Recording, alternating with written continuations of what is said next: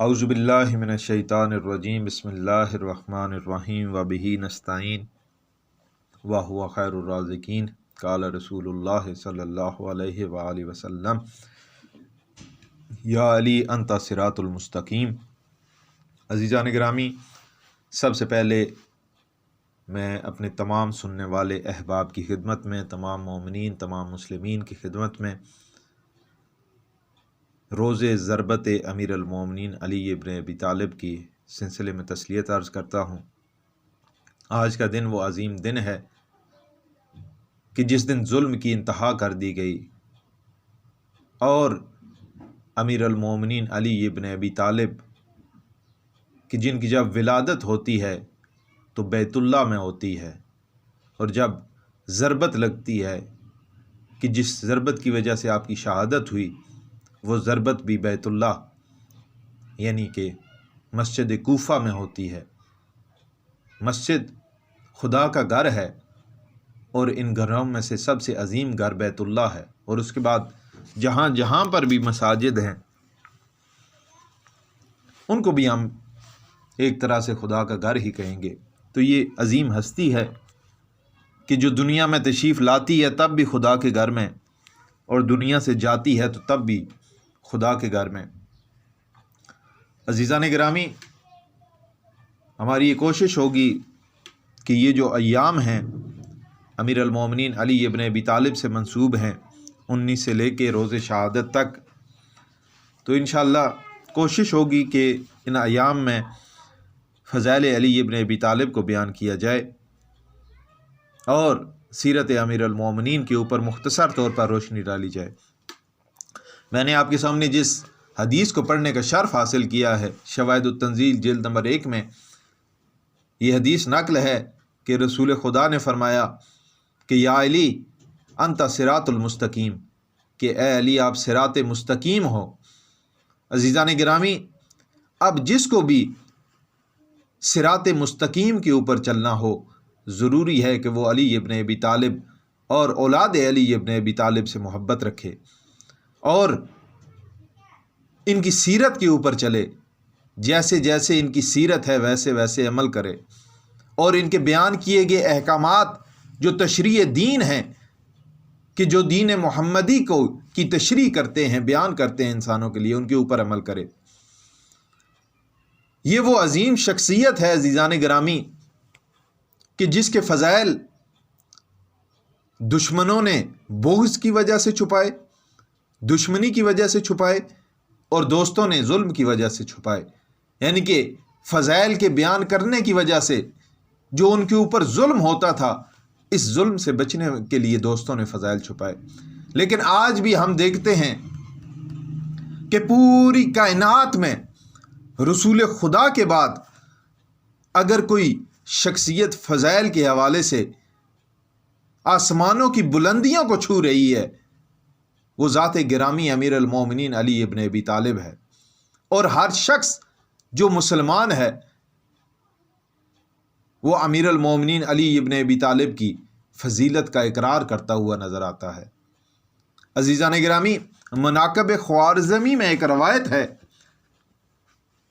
کہ جس میں بیان کیا گیا ہے کہ اگر کوئی شخص حضرت نوح کی عمر کے برابر عبادت کرے، حضرت نوح کی عمر بعض لوگ کہتے ہیں 950 سال تھی، نہیں عزیزان گرامی، 950 سال فقط حضرت نوح نے دین الہی کی اور اس وقت کی جو شریعت تھی اس کی تبلیغ کی تھی۔ حضرت نوح کی عمر 2500 سال تھی۔ تو رسول خدا فرما رہے ہیں یا علی، اگر کوئی شخص حضرت نوح کی عمر کے برابر عبادت کرے، کوہ احد کے پہاڑ کے برابر سونا صدقہ دے، عام چیز نہیں عزیزان گرامی، سونا صدقہ دے، 1000 حج پیدل کرے، اور پھر صفا اور مروہ کے درمیان مظلومیت کی حالت میں قتل کر دیا جائے، ان تمام اعمال کے باوجود یا علی آپ سے اگر وہ شخص محبت نہ کرتا ہوگا تو اس کو جنت کی خوشبو بھی نصیب نہیں ہوگی۔ اللہ اکبر، اللہ اکبر۔ یعنی عزیزان گرامی، اس روایت کہ ایک ایک جملے کے اوپر توجہ کرنے کی ضرورت ہے۔ وہ لوگ کہ جن کے دل میں بغض علی ابن ابی طالب ہے، بے شک اگر ان کی پیشانیوں کے اوپر محراب بنے ہوئے ہیں، خیرات اور صدقہ انہوں نے بے شمار دیا ہے اور حج بھی کیے ہیں، لیکن اگر ان کے دل میں بغض علی ابن ابی طالب ہے تو وہ کبھی بھی جنت میں داخل نہیں ہو سکیں گے۔ اور آپ کے فضائل اتنے فضائل ہیں کہ روایت کے یہ جملے ہیں کہ اگر تمام درخت قلم بن جائیں، دریا سیاہی بن جائیں اور جن و انس علی ابن ابی طالب کے فضائل لکھنا شروع کر دیں، تب بھی وہ علی ابن ابی طالب کے فضائل کا شمار نہیں کر سکتے، تحریر نہیں کر سکتے۔ تو عزیزان گرامی، یہ وہ عظیم ذات ہے کہ جو فضائل کی دولت سے مالا مال ہے۔ ایک اور حدیث ہے، رسول خدا فرماتے ہیں اگر کوئی حضرت علی کی ایک فضیلت کو لکھتا ہے، جب تک وہ فضیلت اس صفحے پر موجود رہے گی یا اس کی تحریر موجود رہے گی تو ملائکہ اس کے لیے استغفار کرتے رہیں گے۔ اور اگر کسی نے ایک فضیلت حضرت علی ابن ابی طالب کی سنی تو خدا اس شخص کے کانوں سے کیے گئے گناہ معاف کر دے گا۔ ایسے گناہ یا ایسی آوازیں کہ جن کا سننا حرام ہے، مثلا موسیقی یا گانا بجانا، یہ سننا حرام ہے، تو ایسے گناہ کے جو کانوں کے ذریعے سے ہوئے ہیں، وہ گناہ اگر تم نے فضیلت علی ابن ابی طالب کو سنا تو وہ گناہ معاف ہو جائیں گے۔ اور اگر کسی نے فضیلت علی ابن ابی طالب کو پڑھا، یعنی ایک کتاب ہے اس میں فضائل امیر المومنین ہے، آپ پڑھ رہے ہیں، تو رسول خدا فرماتے ہیں کہ اس کے آنکھوں سے کیے گئے گناہ معاف کر دیے جائیں گے۔ اللہ اکبر، اللہ اکبر۔ تو عزیزان گرامی، ضرورت ہے اس بات کی کہ ہم امیر المومنین کے فضائل کے ساتھ ساتھ ان کی ذات گرامی کو بھی مد نظر رکھیں اور دیکھیں کہ سیرت امیر المومنین کیا تھی۔ سیرت مومنین، امیر المومنین سب سے پہلے واجبات کی ادائیگی تھی۔ کیا ہم واجبات کی ادائیگی کرتے ہیں؟ نماز، روزہ، حج، اگر استطاعت ہے، زکوٰۃ یا دوسرے جو واجبات ہیں، کیا ہم ان کو انجام دیتے ہیں؟ سیرت امیر المومنین یہ تھی کہ صلہ رحم تھے۔ کیا ہم اپنے رشتہ داروں کا خیال رکھتے ہیں؟ آج کل تو یہ صورتحال ہے کہ چھوٹی سی اگر بات ہو جاتی ہے تو لوگ رشتے توڑ دیتے ہیں۔ سیرت امیر المومنین میں تو ایسی چیزیں نہیں تھی۔ فقط ہم یہ دعویٰ نہ کرتے رہیں کہ ہم امیر المومنین علی ابن ابی طالب سے عقیدت رکھتے ہیں، محبت رکھتے ہیں، بلکہ ان کی سیرت کے عمل کے اوپر بھی عمل کرنا ضروری ہے۔ تو عزیزان گرامی، اہل سنت کے ایک عظیم دانشمند بہقی نے رسول خدا سے روایت نقل کی ہے، بہت ہی عظیم روایت ہے۔ وہ نقل کرتے ہیں کہ رسول خدا نے فرمایا جو چاہتا ہے کہ حضرت آدم کا علم دیکھے، حضرت نوح کا تقوی دیکھے، حضرت ابراہیم کی بردباری دیکھے، حضرت موسیٰ کی عبادت دیکھے، تو وہ حضرت علی ابن ابی طالب کو دیکھے۔ اللہ اکبر، اللہ اکبر۔ عزیزان گرامی، ایک دفعہ کچھ افراد رسول خدا کے پاس تھے تو رسول خدا نے کہا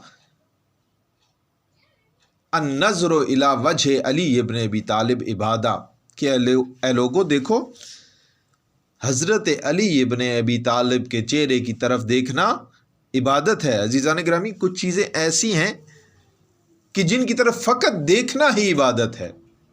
ان میں سے پہلی چیز یہی کہ جو حدیث رسول خدا ہے، النظر الی وجہ علی ابن ابی طالب، کہ امیر المومنین علی ابن ابی طالب کے چہرے کی طرف دیکھنا عبادت ہے۔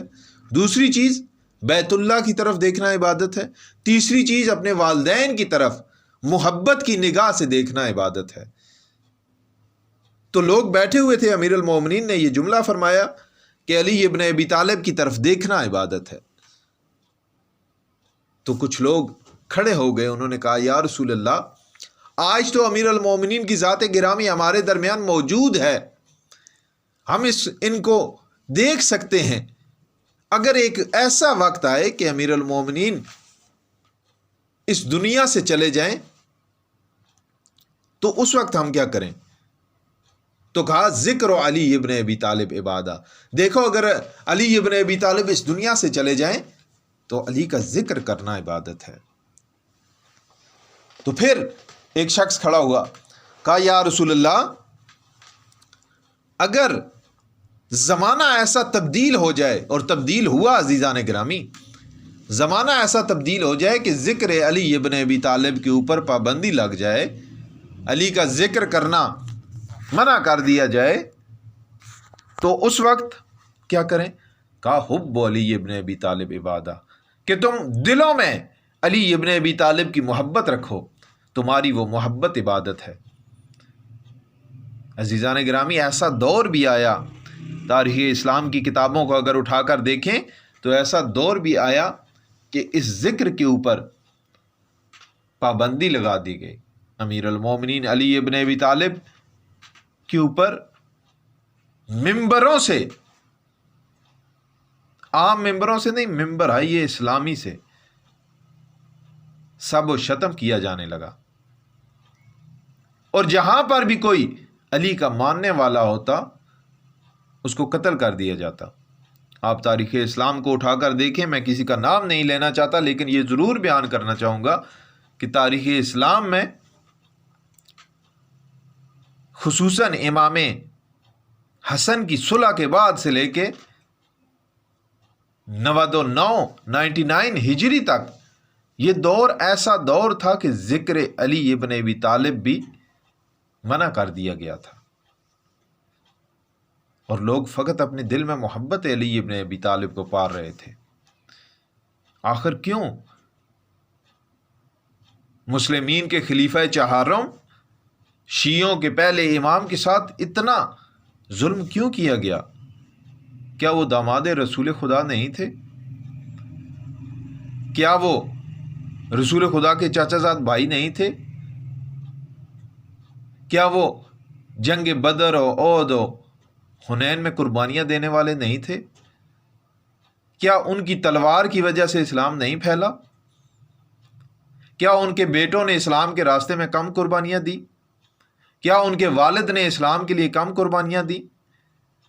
اگر یہ سارا کچھ تھا تو پھر کیوں علی ابن ابی طالب کے ساتھ یہ سلوک روا رکھا گیا کہ عمر بن عبد العزیز نے آ کر یہ جو سب و شتم کا سلسلہ تھا امیر المومنین علی ابن ابی طالب، ہر شہر میں اسلامی، ہر شہر میں نماز جمعہ کے بعد اور نماز جمعہ کے خطبے میں امیر المومنین علی ابن ابی طالب کے اوپر سب و شتم کیا جاتا تھا۔ تاریخ کی کتابیں موجود ہیں، دیکھ سکتے ہیں، جو لوگ اس بارے میں تحقیق کرنا چاہتے ہیں وہ دیکھیں کہ آیا تاریخ اسلام میں ایسا نہیں ہے کہ اس مخصوص دور زمان میں کیوں علی ابن ابی طالب کے اوپر سب و شتم کیا جاتا رہا؟ تاکیبات نماز جہاں پہ ذکر الہی کرنے کا حکم دیا گیا ہے، ذکر محمد وآل محمد کرنے کا ذکر کیا گیا ہے، تسبیح جناب سیدہ پڑھنے کے لیے تاکید کی گئی ہے، وہاں سب و شتم کیوں کیا جاتا رہا؟ لوگ نماز کے بعد سب و شتم کیا کرتے تھے۔ تو عزیزان گرامی، یہ وہ حقیقتیں ہیں کہ جن کی طرف توجہ کرنی چاہیے۔ میں فقط ایک جملے کی طرف اشارہ کروں گا کہ رسول خدا نے کہا کہ میں تمہارے درمیان 2 گراں قدر چیزیں چھوڑ کے جا رہا ہوں، ایک قرآن اور دوسری میری اہل بیت۔ اگر تم نے ان سے تمسک پیدا کیا تو کبھی گمراہ نہیں ہوگے۔ عزیزان گرامی، لوگوں نے ایسا تمسک پیدا کیا کہ ان کے نزدیک ہی نہیں لگے۔ اللہ اکبر! خدا کے حبیب یہ حکم دے کے جا رہے ہیں، دیکھو قرآن اور اہل بیت کو ساتھ ساتھ رکھو گے تو گمراہ نہیں ہوگے، لیکن رسول خدا کا اس دنیا سے پردہ کرنا تھا کہ اہل بیت رسول کو بالکل سائیڈ لائن لگا دیا گیا۔ رسول خدا اپنی آل کے بارے میں حکم کر کے گئے تھے کہ ان کا خیال رکھنا، لیکن امام زین العابدین کا وہ عظیم جملہ کہ امت محمدی نے ہمارے اوپر اتنے ظلم کیے ہیں کہ یہ بات جو ہے کہ رسول خدا اگر یہ تاکید نہ کر کے جاتے تو تب بھی اتنے ظلم یہ لوگ نہ کرتے کہ جتنے ظلم انہوں نے رسول خدا کی تاکید کرنے کے باوجود ہمارے ساتھ کیے ہیں۔ خداوند عالم ہمیں سیرت امیر المومنین علی ابن ابی طالب کے اوپر چلنے کی توفیق عطا فرمائے۔ والسلام علیکم۔